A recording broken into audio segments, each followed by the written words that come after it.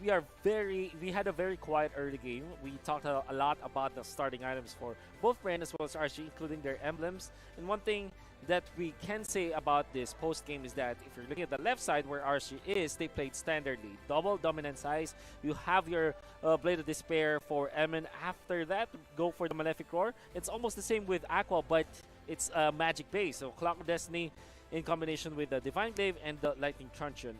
Very, very standard for us. See, for Bren Esports, this is where the question marks now happen. You see, Joyboy, because of the lack of farm, only had Dreadnought armor most of the time. If you're looking at Flap TZ, he went for the War Axe first. It makes total sense to duel against the Esmeralda, but you saw him even die against this Esmeralda. Imagine if he had a Black Ice Shield before he actually fought against the Esmeralda, then eventually transitioned into the Dominance Ice. It could have helped the side of Bren Esports in their case against RSG. Because if you're looking at just the draft, Dyrith actually works well against both the Lancelot as well as the Esmeralda when it comes to dueling.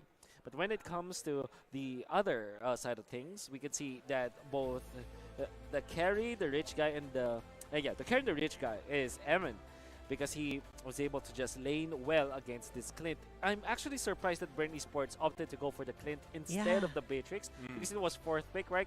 But maybe because they have something planned out. But definitely this Beatrix had a great time against this Clint. And the rest of the members of RSG did their part. Look at that. Look at the stats. It came to the point where the Lancelot, the jungler, is 4th place when it comes to dealing damage. That's how clean this game is for RSG, and this is how you actually activate some of your other members. And RSG really made a clinical approach to this first game, and they were successful with it.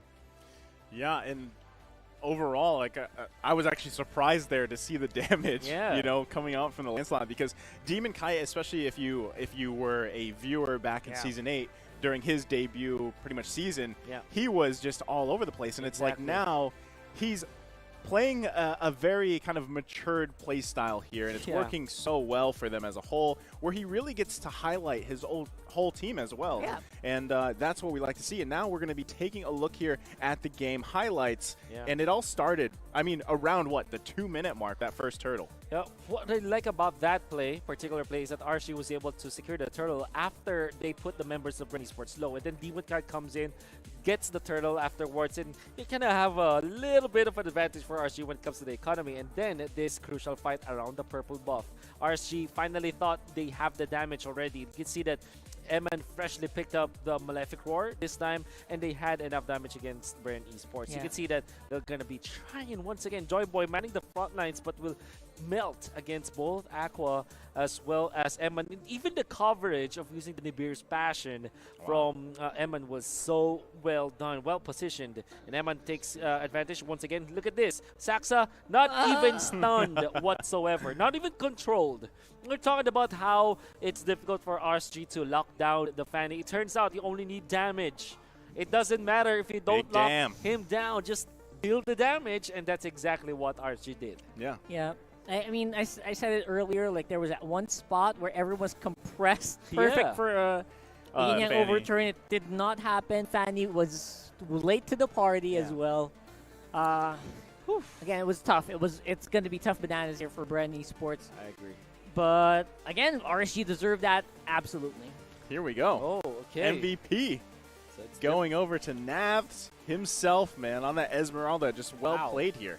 Well played indeed. 4-0-5 with 81% kill participation. It's a lot of damage you got from that Esmeralda as well. The way that he managed to win the losing matchup, because I would say any pro player that you ask right now who wins between Esmeralda and Dyrith, 100% they are going to say it's going to be the Dyrith. But Nats actually won that duel against Flap TZ, and he actually killed Flap TZ under the top. Solo kill.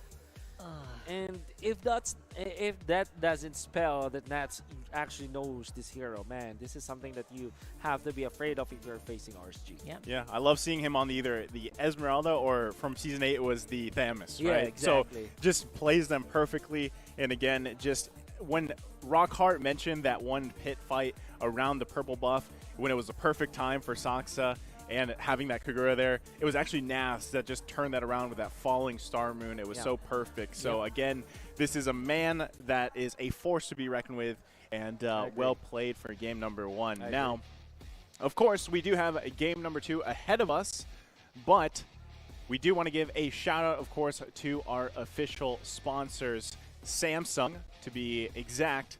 And, you know, we want to say Samsung Galaxy, the A5 2S 5G is equipped with 4 cameras. You have the 64 MP OIS main camera, the 12 MP ultra wide camera, and of course you have the other cameras as well. The macro lens. Yeah, the macro lens, and just overall an amazing phone, amazing camera for Samsung. So thank you very much. Now, with that being said, we have a couple minutes here before we go into the next draft.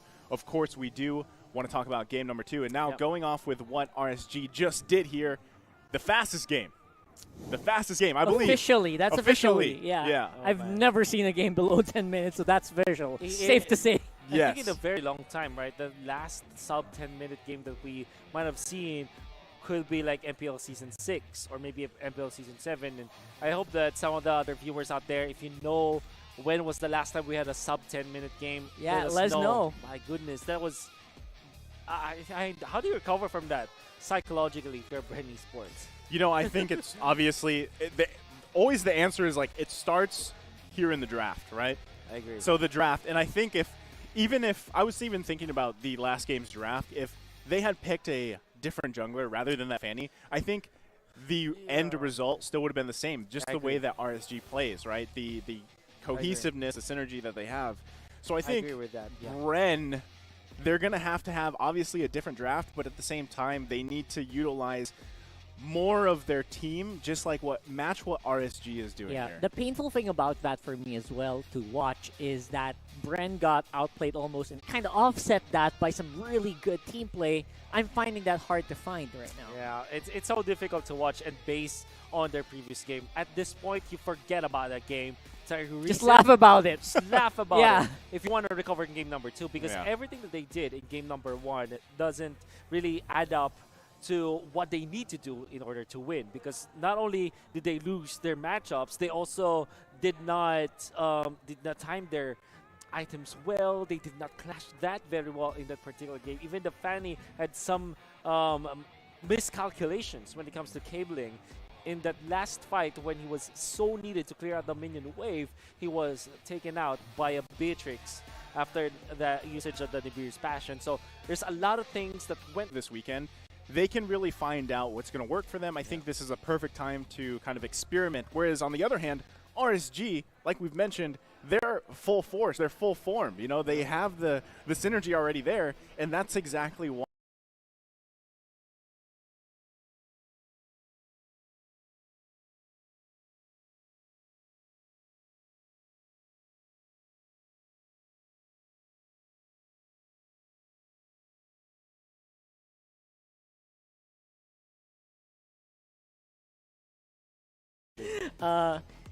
I think Bren Esports are actually eyeing for the Paquito this time. Maybe they ban out something.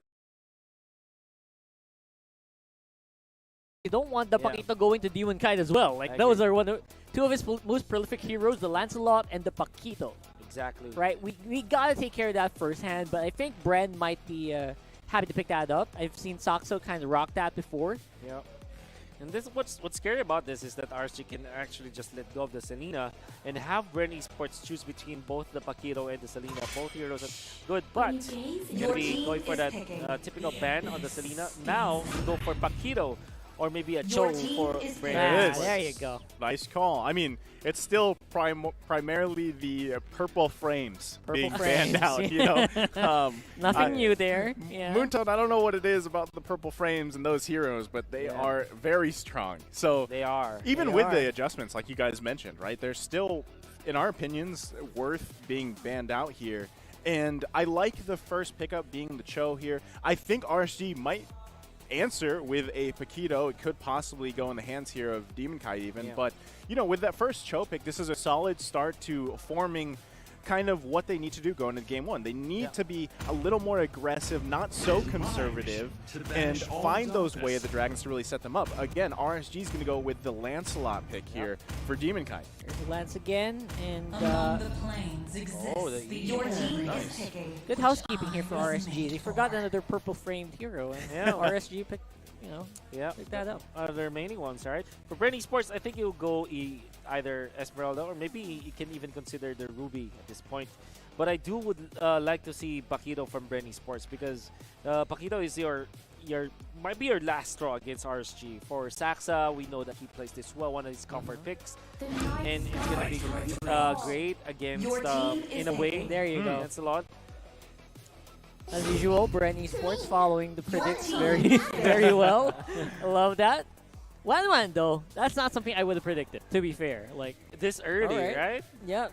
I wonder why though. Interesting. It's very interesting. So maybe RSG now ban out either mages or a marksman counterpart against this 1-1. So I'm thinking maybe Brody or the Beatrix actually. Yeah. So that Bren Esports will not have those top tier marksmen. Yeah, just remove those. I would not be surprised if those two bans are marksmen right there for RSG, like a right? Clint, a Beatrix. You want this 1-1 to be left alone for a long period of time without any pressure, if possible.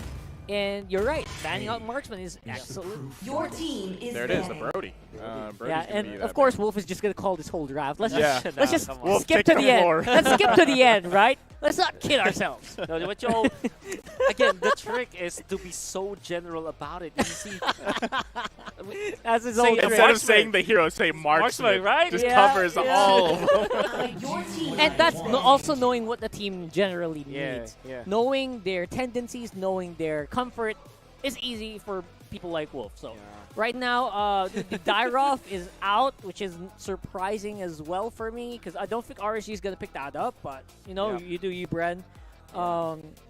For me, though, I feel like RSG is just going to need a little bit of more tankiness here. They're going to be absolutely fine. Ruby would be a good choice, I Ruby think, is great against Paquito, right? Yeah, it's going to be good for RSG. Goodness. I think Bren Esports should just ban that out. If they don't, it has good combination with the Eve. It's the Eve Ruby combo that we know and love. It's disgusting, It is disgusting. Disgusting combo. No one can get out of the real world, and everyone gets just bombed by the Eve. Is banning. Surprising here. I figured they would at least take one more marksman out. Yep. Maybe, like a Clint or a Beatrix as well. But it looks like they're just going to go ahead and take out that Lilia. Bren with the last ban here. I don't, like you said, Ruby would be a good choice, because I feel like RSG could go with this. Yeah. Just ban it out, Bren. Don't anyone give it to RSG. Anyone with big AoE disruption, I feel like would be a great ban here for Bren, because I feel like they need each and every advantage they can get, because right now they are kind of still, I would say, a little bit behind still. Yeah. Although they do have a kind of a tanky lineup already, a big contrast to what they had last game, which is everyone was glass cannon. Banning out the Raphael instead. Okay. Interesting bans here all around. I mean, some of them not surprising, some of them surprising, right? And I still think, as Rockhart said, I want to say RSG so far has just a well-rounded draft, especially now locking in this Kufra here. Talking about AoE disrupt. And you need a way to kind of cancel this Esmeralda. I will not be shocked if something like a Claude is picked up by Bren Esports. I think that's an exclusively Bren hero right now. Exactly. So you go Claude, and then maybe something like a Kagura or a Farsa for you. Kagura there and Beatrix. Okay.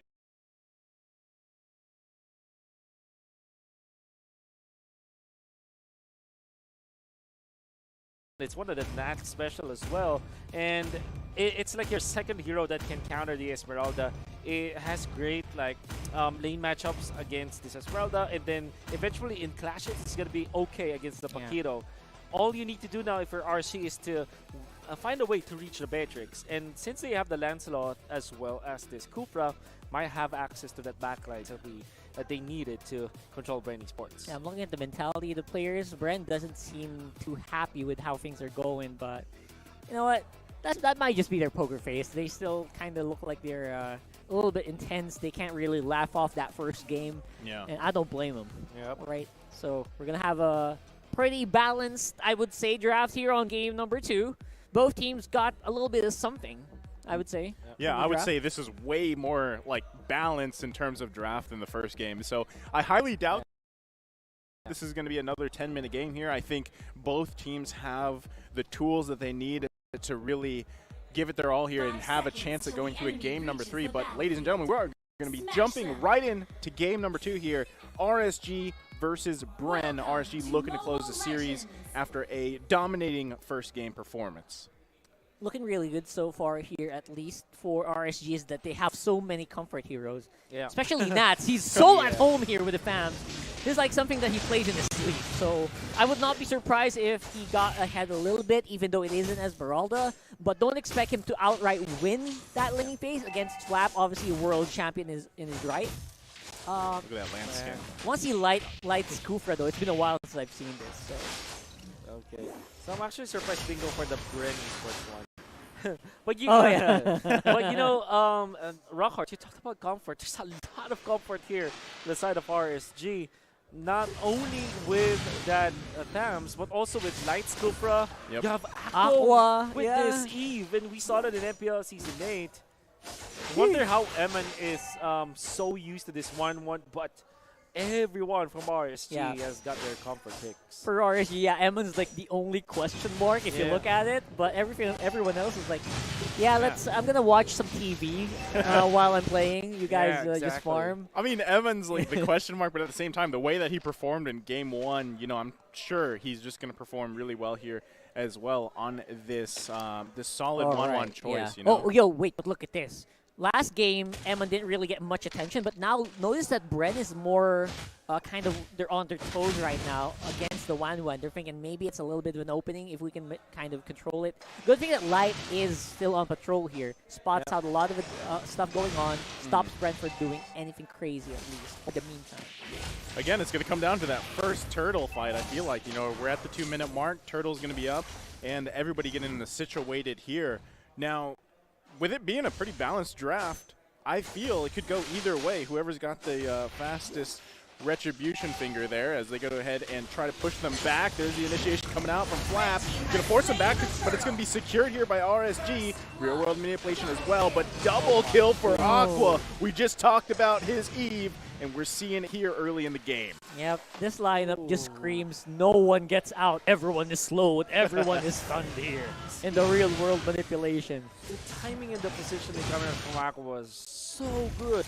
He waited for the turtle to actually be down, and he waited for both Joyboy as well as Saksa to be invested already in the team fight. They have already committed in there. That's why he got the double kill. I mean, that's a kill on the enemy jungler. If we're just gonna compare both Saksa as well as Demon Kite, Demon Kite is actually way ahead of Saksa, not by just the experience, but also when it comes to the goal. Yeah, absolutely.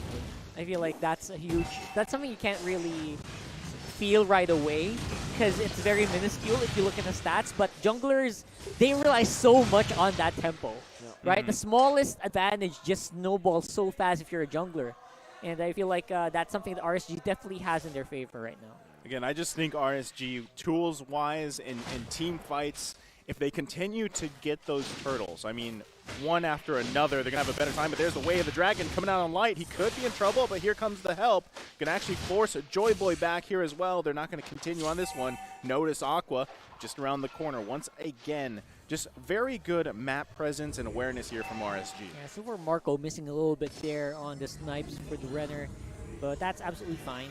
I feel like some small jitters here and there. Could have gotten a kill on Light, probably. Could crit, but he didn't. Oh, forcing that flicker out. You're going to be looking for something here. Real world manipulation comes down. Fuse in trouble, but he's actually going to be able to, he goes down here. Demon Kite now once again. Dodge! 3 versus 4. What a dodge coming out there. Joy Boy still alive, but RSG up by 3. That was a nasty play there, man. I gotta say. Loving how we're seeing RSG, despite Bren being the ones who initiated that, by the way. Yeah. They are really suffering so much. Oh man, Demon Kite just played that so well. We use the Thorn Rose to dodge, and then actually use the Retribution just in time for a few to be taken out, because again, you still have the damage ticks. Now, still has got the Retribution up, and they have control. Total control here. Turtle's going to be taken once again by Demon Kite. He secures it. Now he's focusing on Joy Boy. Nav pops the Vengeance, but he finally goes down here. Few as well, but Demon Kite's not done as he's going to be continuing to work on here, looking for Joy Boy. He gets the double kill. Demon Kite looking for a triple, grabs the triple kill, and there you go. Is he actually going to hunt for this one? No, he's going to pull back here, but a triple kill goes over, plus another kill for RSG in the hands of Iman. There you go. Just want to say that was a 3v4 turned to 2v4 against RSG, and they still won it. How? How did you do that? Well, how they did it was Demon Kite was so good, and Aqua again with the timing of the real world manipulation was so well done. I love the fact that Demon Kite actually went in against Few when Few already popped the ultimate, the Yin Yang overturned. So that was meant brave. That, Demon Kite knows his timings well, and as well as Aqua. Yeah. Joy Boy in trouble here. There was going to be a Way of the Dragon, but that was kind of a misstep there as he was kind of out of place. There was no follow-up for him. RSG finds another kill. Real world manipulation being dropped here just to grab this turret as well. Yo, this is too fast. We're 6 minutes in. We're already losing, hemorrhaging so many. 6,000 gold here in favor of RSG. Turning 7. Are we gonna see a faster game? They're on. Why does this feel faster now? They're on the path. I mean, look at the gold here. 4 members for RSG, just dominating here. Another Way of the Dragon. Demon Kite could be in trouble. Pops a Thorn Rose. He finally goes down. This is gonna be a shutdown for Saksa. Big pickup there, though. At least they grabbed the shutdown here. Finally. Massive pickup. Very nice usage of the Way of the Dragon coming up from Joy Boy. He powered through even when Light was there to protect Demon Kite, and Demon Kite was so aggressive in there.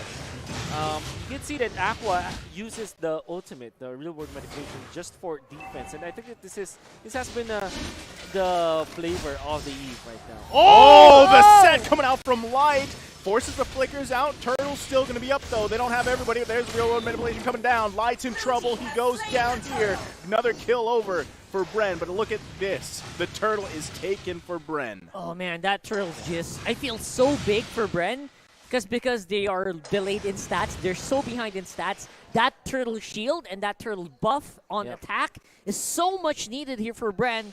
This could slow down, and this could give Bren a little bit of breathing room to get back in the game.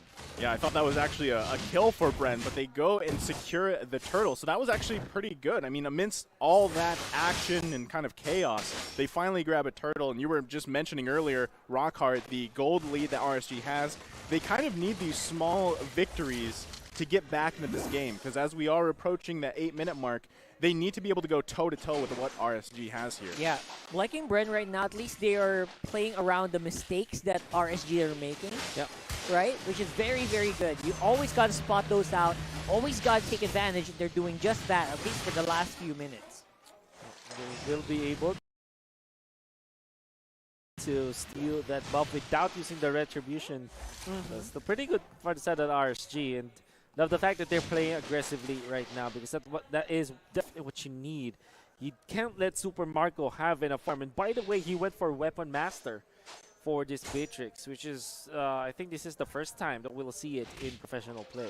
Yeah, takes a long time to really scale up compared to the Assassin Emblem. Obviously, the stats are different.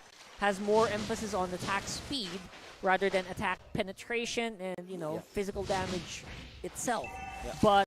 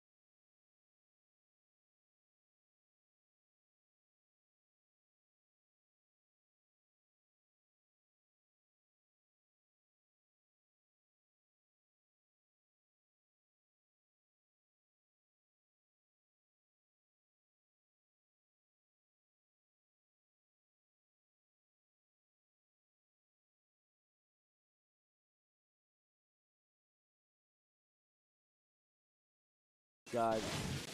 Oh, it's gonna be very difficult, but fortunately they do have the defense. But look at Aqua once again. Unselfish plays from this man.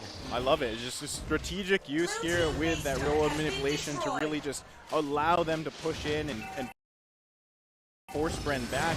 Yeah. And right now, they just can kind of continue to take this whole side of the map of Bren. Yeah. Bren has to rely on some form of pickoff, and the only thing that is here is Joy Boy. Yeah, they're relying on at least mistakes from RSG, wrong positionings for Joyboy to take advantage of. That's not how going to happen right now.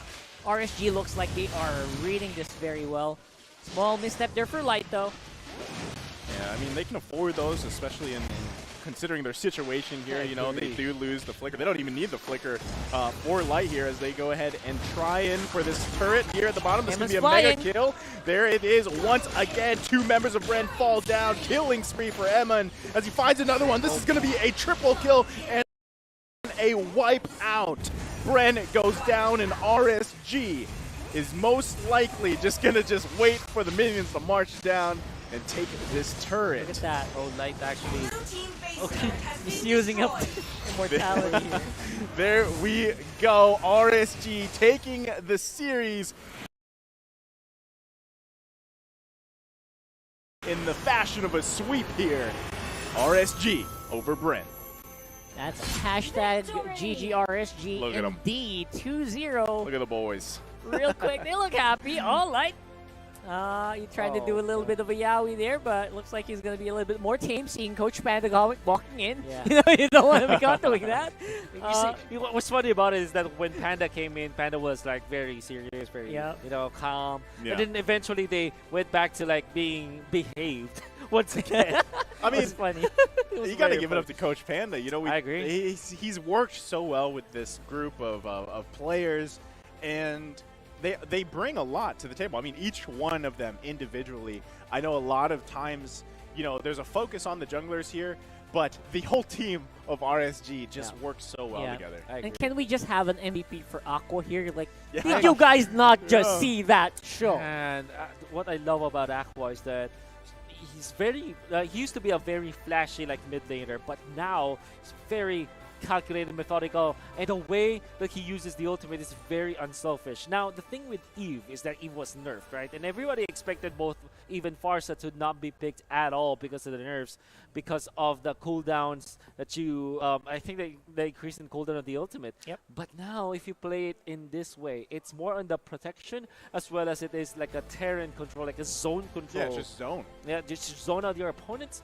If you use it that way, now you make Eve again a very strong weapon for your team. I love that he brought that up because the way I play my Eve, I'm not going to get a kill here. I'm not going to use my ult. Yeah. No, thank you. Selfish. I want that triple kill, man. But yeah, perfectly put there. And I think that that's exactly how I want my mid laners right now. People like Curtizia right now showing up like that, being more mature and more reserved and more efficient for their team. Yeah, and with that being said, Wolf have the floor to break down that game. Not much to break down though, as it's an 11-minute beatdown of RG against Bren Esports, only with 3 kills total for the team. And in this case, however, there's not really much that they change up when it comes to their itemization, but RSC just hammered through every single thing. There came a point where Eman had the corrosion sight as well as this Demon Hunter sword. We were about 6 minutes in when Bren still hasn't got their items for their core heroes, and RSG was able to just pump it against Bren Esports because of how fast they were able to get to their items. You can also see that Aqua opted to go for the Winter Truncheon after the Genius 1. Typically, you go for the Brute Force Breastplate, but he found out that if he is contested by Bren Esports after using the ultimate, at least he can bait out the members of Bren Esports to committing into him. And the other stats, you can see that Few was the only one to deal as much damage for Bren Esports compared to RSG. But even then, we know that RSG outplayed few so many times in this game, particularly our carry and our rich guy. 890 GPM and 48k damage dealt coming out from Demon Kite with his Lancelot. Not only with the choice of targets, he was able to get a triple kill because he timed it so well. He waited for few to pop the ultimate before he jumped in, and even used the retribution in so many cases so that he's able to survive as well as to close in on kills. I love the fact that RSG also played this well as a team. You can see the Eve typically has got the most damage from MPL Season 8 and when we saw MPLI as well as M3, but this time quietly Aqua is there for all the slows, for all of the utility, going for the Ice Queen wand first so that he's able to peel for his team.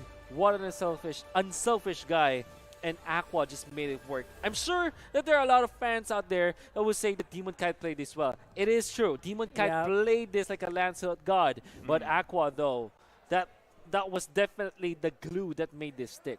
Yeah, I mean, that's what we were talking about before the draft started. You give a guy like Demon Kite a Lancelot, he's gonna play it like he can play it with his eyes closed. Yeah. He can dodge kills with his eyes closed, using that Lancelot's iframes perfectly. But Aqua, man, that guy's a team player that you want for your squad. You know, I talked about this a lot in Season 8 with Aqua.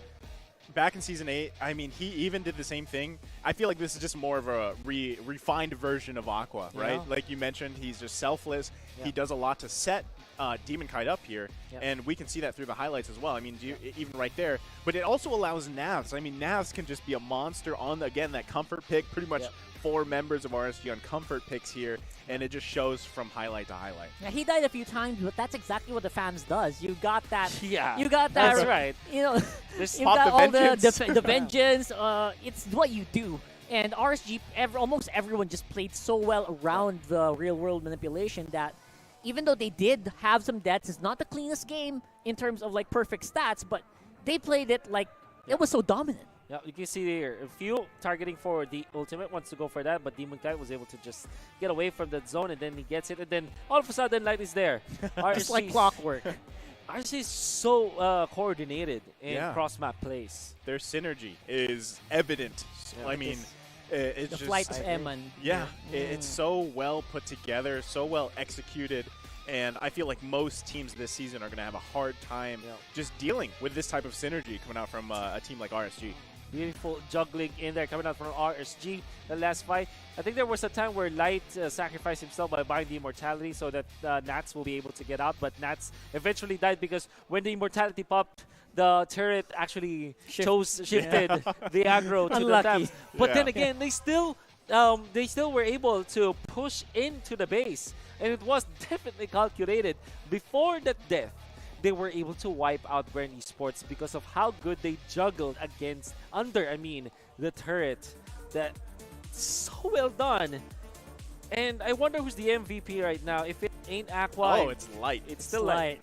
I guess you gotta give it to the guy, right? Yeah, so many picture-perfect moments in and of itself. I guess I just got too used to that with Light. Maybe we all know how well he can play the Kufra, and I guess he deserves it. He does deserve it. Everyone in the team kind of deserves that. It could have gone either way, pretty much, right? But I agree. Even early game, when there was a lot of focus coming out from Bren on Iman's lane, Light was there. Even if he wasn't really doing anything, he was providing that vision, that protection, and anyone could have gotten it for RSG, but Light definitely deserves this MVP for game number 2 here.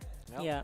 To be fair, it's one of those games where everyone kind of just gets gold on their stats. No one got silver on the end game stats, right? It's 11-3 or 12-3. I mean, it's a beatdown. It was an absolute beatdown. They were ahead in gold, like almost always 5K and above at each and every point of the game. Yep. So kudos to RSG, definitely starting up strong this season, and definitely looking like a team that can kind of... I'm a little bit excited between the RSG and Echo fight. It's RSG, it's Echo, and TNC. They play so fast, and they play so efficient. Yeah. Right?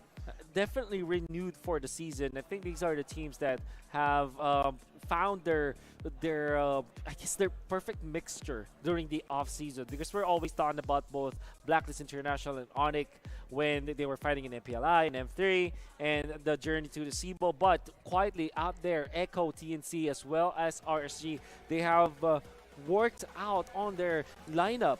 They were able to train enough. Look at them go at the start of MPL Season 9. There's a bright future ahead for sure with this lineup from the 3 teams that we talked about. And I'm curious to see how they look like when they actually play against each other. I think that's one of the most exciting things about Season 9 Yeah. in general, right? We have like a lot of teams that people aren't typically used to seeing perform like this. And a lot of it has to do with these amazing coaches, the amazing analysts that they have to find out what works for them. Because obviously all these players are skilled. They're all professional players, right?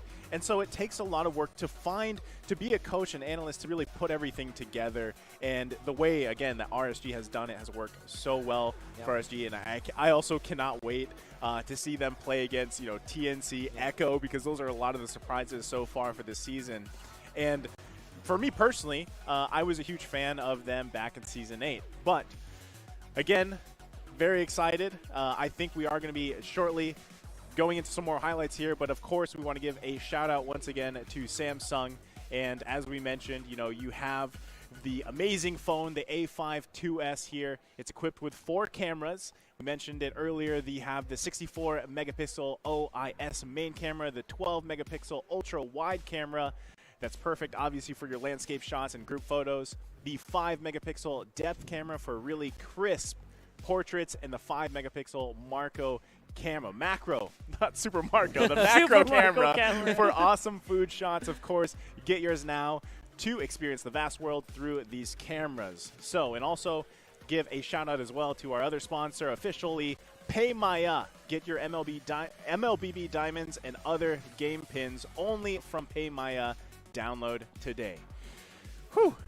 That was a quick series. That was a quick series. We clocked it at an hour exactly, including the draft and all everything else, right? I was wow. I want to say I want to see more, but then again, it is what it is. Hey, it's only day one. It's only day one of week 2. Yeah. But also, That's real correct. quick, take a look at your screen, ladies and gentlemen. We have a code there. Very interesting code. Be sure to grab it. It doesn't last long. Yeah, that's enough. get it. It's gone. It's gone. It's gone. All right. But, Wow, man. You mentioned, Wolf, that you're surprised. Rockhard, I know you are as well. I actually expected Bren to come back a little more calculated Little bit. for week 2. This is not what I was expecting from Bren for the first game, but it is only their first series out of 3, I believe, for the weekend. Right, for the week. And that's very tough because you needed a way to kind of boost your morale. After that loss against Echo in Series 1, they faced RSG. It's very strong. Tough. And Yeah. how do you recover from that? What do you say to your teammates now? And that's a challenge for both Ducky as well as Paolo Expert, both very close to us. If you're listening right now, we bid you all good luck. You know that you need it. We know it's tough. And you know it's tough. But for all the fans of Bren Esports, there's still a lot at the end of the tunnel. It's just their second series. Yeah. Yeah, if I were them, I would cover all the nameplates and just play like how you would normally do. I feel like they need more confidence. They have to stop thinking about who they're fighting against. They have to remove everything else in their mind except for the game in hand, because I feel like they might be watching the draft. The draft is okay this time, but they might have overfunked. They might have been outplayed. They might have been a little bit more nervous there in that last one. I want to see that removed this week. Please, we want to see the real Bren right now. There's a saying here in the Philippines, Bren lang malakas, right? Yeah. And I feel like even with the saying for this season, lakas ng Pinas, right? They're really trying to get that form back that Bren is known for. I feel like they have all the pieces that they need, but it's kind of like what happened with RSG. Like, they need to find how to place them correctly, and at the same time, a lot of it starts in the draft and then into the execution of the game, right? I agree. I mean, I think that they might have over in a way, you can see that they are prepared, right? You can see that there are a lot of like pocket strategies we see from Bren Esports, but they might have like really had. Maybe the real answer is they didn't have enough time to prepare for 3 matches, and obviously you saw it from RSG. They got destroyed by Team RSG, and RSG is known with this highly prepared coach. We know Ducky for the longest time. It's one of the coaches that with the big, thick notebooks, thick clear books. Yeah. He's prepared for his opponents typically, and that might be the stark difference here. Yeah, I want to look forward to better synergy. I think for Bren, there's no rest for you guys tonight. You guys are definitely going to be playing a lot. That's tough. Because they really do have quite a long way to go before we can call them back to form. Before they can live up to that championship name. Because so far, because of their performances, I mean, some people were saying maybe Bren had a bad week because it was a strong super team they were facing. Yeah. But this time around, with RSG, there's just no excuse. Yeah. I feel like this is what they need, though. Like, I feel like Bren needs to have these kind of repetitions in finding out what they want. So this week, I feel like this weekend, more reps, basically, right? Yeah. So they can get the reps in that they need to kind of figure out what works for them, and hopefully they can settle into something. Because we know Bren has a ton of fans, not just here in the Philippines, but around the world. And we know that people are waiting to see kind of that form of Bren come back. Now, in terms of RSG, they have been kind of rising, I feel like, in terms of their reputation, right? It started especially with, of course, last season, a lot of focus on the rookie of the season, Demon Kite, and now, again, like I said before, Demon Kite's kind of in that comfortable position where it's just him and his whole team shines. It's not just him. Yeah, I agree. And I love the fact that Demon Kite is shining, and then Light already finds his new teammates, and he's also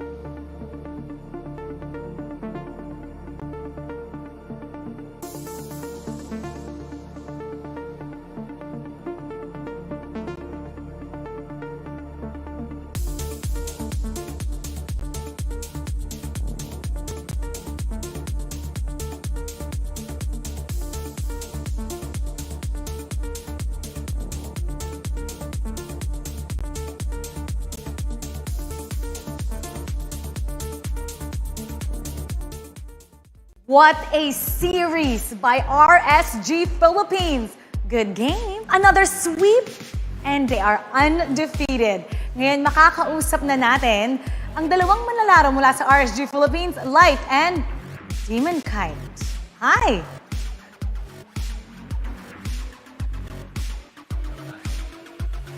Hello. Demon Kite, naririnig mo na ba ako? Awa, naririnig na mo kita.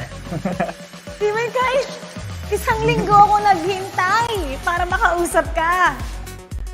Nakita mo ba yun? Nakita mo kung ano nangyari last time? Nakita ko po.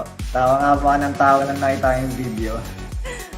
I'm just a girl sitting in front of a boy asking him for an interview.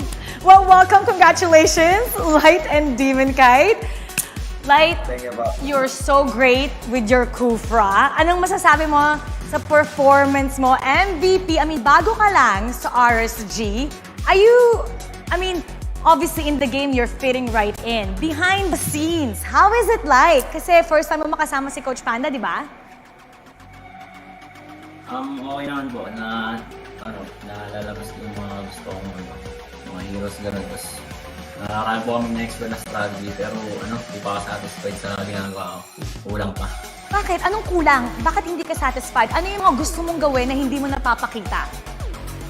Siguro mga more on mechanical skill po. Pero what does Coach Panda say? Anong mga sinasabi niya sa'yo tungkol dun sa performance mo? That's naman po yung mga visioning ko, gano'n. Timing ko po sa pagpasok ko. Ikaw, Demon Kite, anong masasabi mo sa pinapakita ni Light? He's a new player for your team. How happy are you sa mga nagagawa ni Light para sa inyo?